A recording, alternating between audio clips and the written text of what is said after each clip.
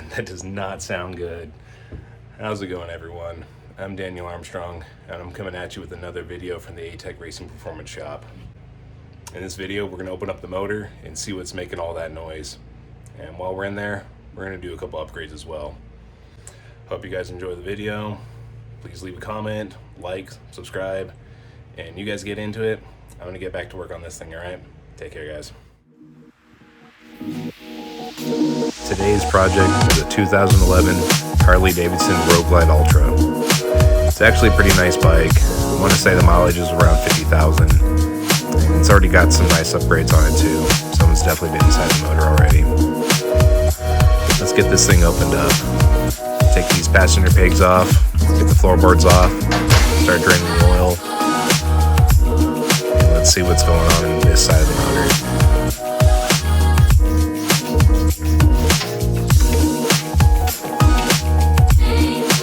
One of the things I like to do to save time in the shop is use a T-handle to crack all the bolts loose, and then I'll come behind with an impact drill and zip them all out.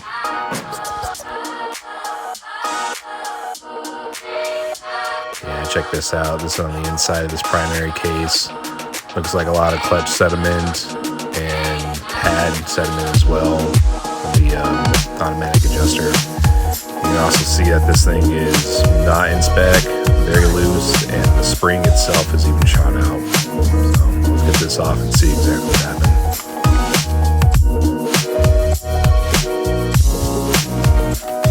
Yeah, this is ruined. You're gonna have to replace all this stuff. Moving on to the right side of the bike. Gonna get all this torn down so we can get the cam chest opened up and see exactly what was making all that noise. Gotta pull the saddle bag, gotta get the exhaust system off, get the floorboard off, open up the cam chest itself, and you can pull the cam plate.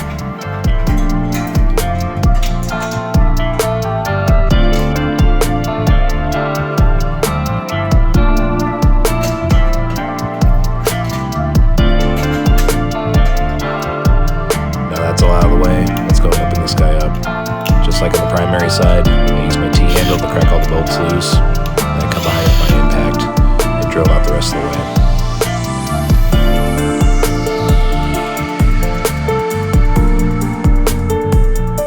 Yeah, that's not supposed to be there. Well, let's get this taken apart so we can at least see what that metal's coming from.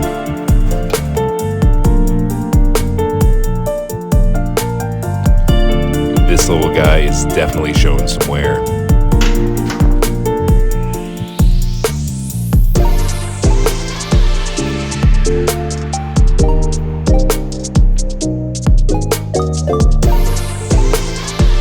Now we got those gears and that chain out of the way. Let's go ahead and crack these bolts loose, starting with the oil pump.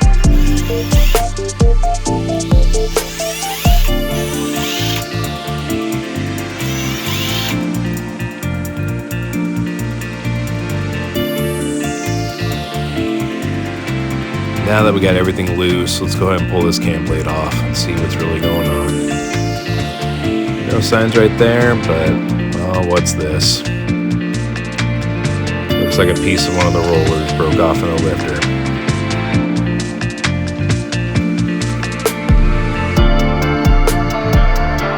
Well, I think we found what was making all the noise. No roller lifter on the cam was just beating on the lifter itself. Whole bunch of pieces came off of this guy. Moving forward, let's check the run out on this crank. I'm going to be using a fueling crank run out tool just to see where we're at. I won't lie, I was pretty shocked to see this thing had very minimal run out. This crank's honestly still in good shape. And here's some of the goodies that we're going to be throwing back into the bike. Another thing that I was shocked to see was one of these cam bearings was actually walking itself out. So definitely be mindful of this stuff, guys. This definitely could have grenaded the motor big time. I'm glad we caught this. Comment down below, has anyone else seen this before? Moving on to the fun stuff. We're going to be doing an entire S&S cam chest. Look Look at this oil pump comparison to the stock. It's definitely going to move a lot more oil without even trying. I have one of these on my bike personally too, and I love it. These cams are $585, and I want to say they're easy starts. Yeah, there we are. It's honestly a great cam if you're trying to make power through the entire range, especially with a twin cam motor. Let's get this thing prepped so we can start installing to the bike.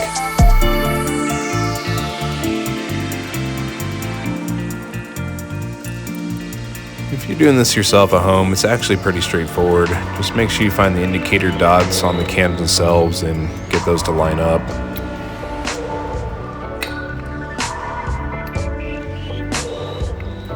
And we're definitely changing out those stock chain tensioners as well. Just look at these things.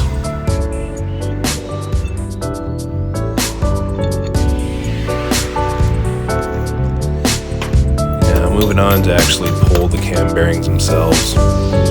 Again, if you're doing this at home, you could probably pick up one of these tools fairly cheap on eBay or Amazon, and it's not that hard. So in other words, if you wanted to try to do a cam for yourself at home, it's not that hard. Pretty straightforward tool. Push it in there and grab the lip of it and just back it out. Just take your time with it too. And just like that, got that bearing pulled. Install the bearing, it's pretty much the same thing in reverse. Put the bearing at the end of your tool and slowly drive it in until you feel it seat.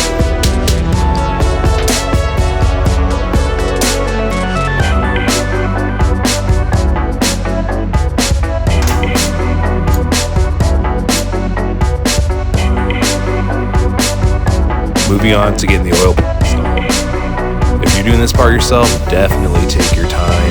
Do not force it. Go layer by layer. And one thing that's really important too is to rotate the motor over before you actually torque these things down. Just to let the gears align, sit in place, and find their home where they're going to be. Trust me, you don't want to install these things, get your brand new parts in, and ruin them basically 100 to 1,000 miles down the road because of internal issues. So take your time. Follow the instructions. Definitely use a torque wrench. And look at that. S&S was nice enough to give you the numbers of the sequence you need to go in.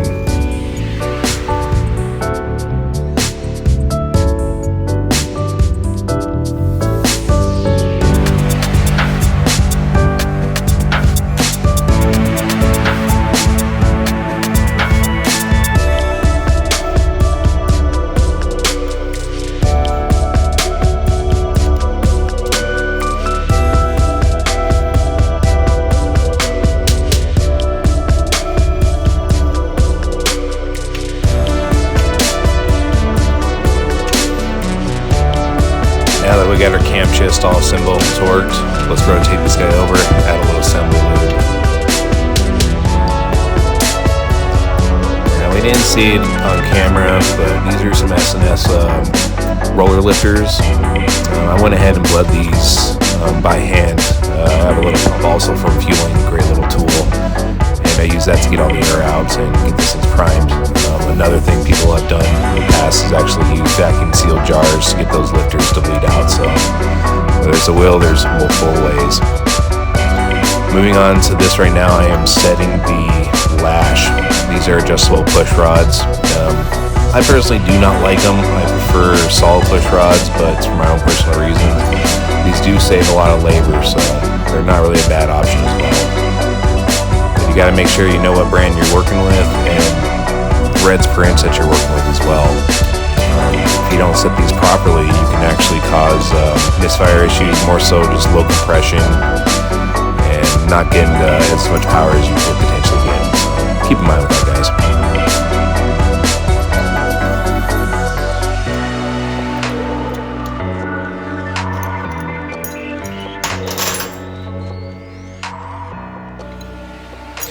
All right, we're starting to get into the home stretch and getting this motor back together.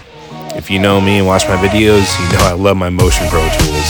No exception here with this, I guess it's a pushrod retaining clip holder. Call it what you will, but absolutely love it. Shout out to Motion Pro for that one.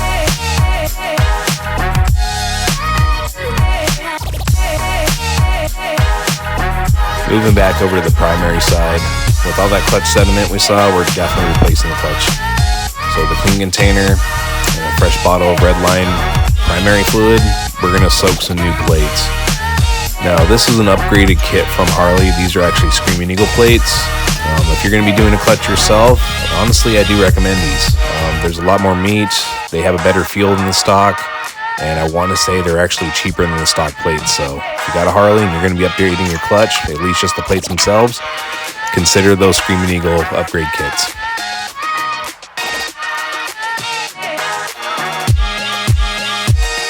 Here's a nice little mixture of clutch material, plastic, and oil.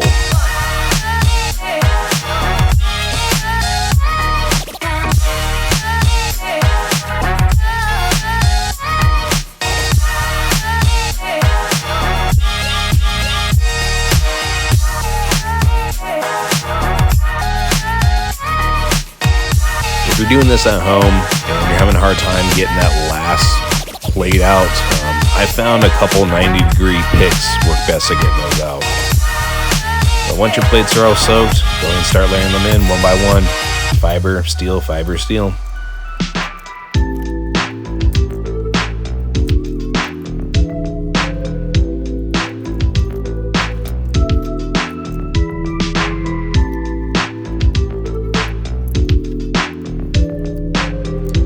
All these Harleys, I like to use a little bit of blue and red Loctite depending on the size of the bolts throughout the entire thing. They shake a lot, let's be honest.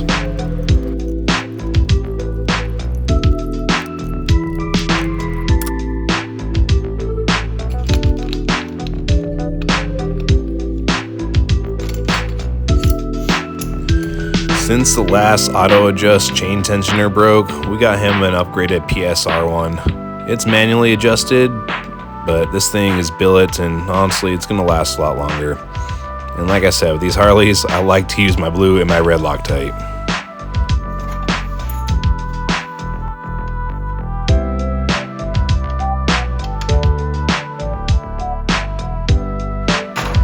Now that guy is installed, let's get this chain tension set.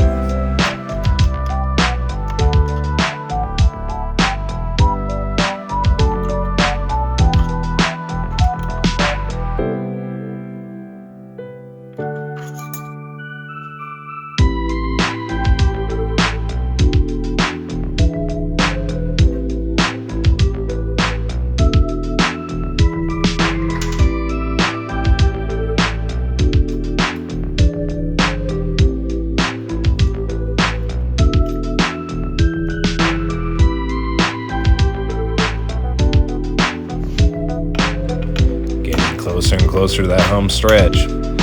Now that the primary case is back installed, let's open this guy up and fill this thing up with some fresh primary fluid. Personally, in my shop, I like the Redline stuff.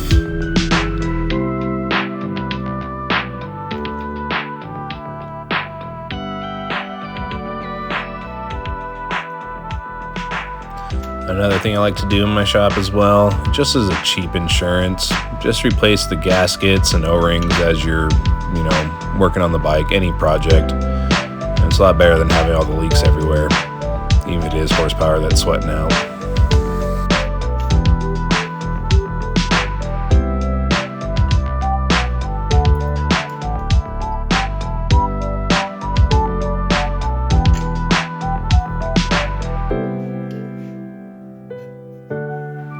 I love it, one step closer. This customer brought in a 2-in-1 exhaust that we were going to change out, but it needed a custom hanger. So I went into my fab shop and created this little piece. I'm just using some scrap. It's not the prettiest thing, but it definitely should work.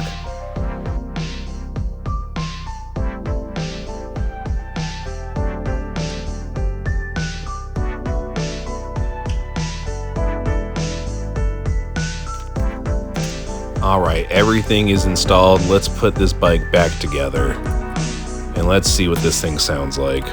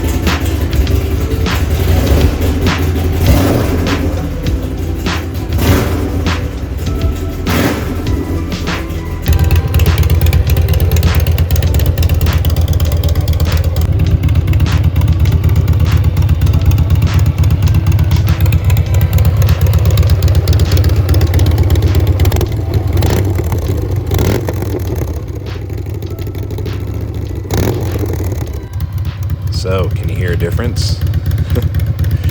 Thanks for watching, everyone. Until next time, stay safe out there.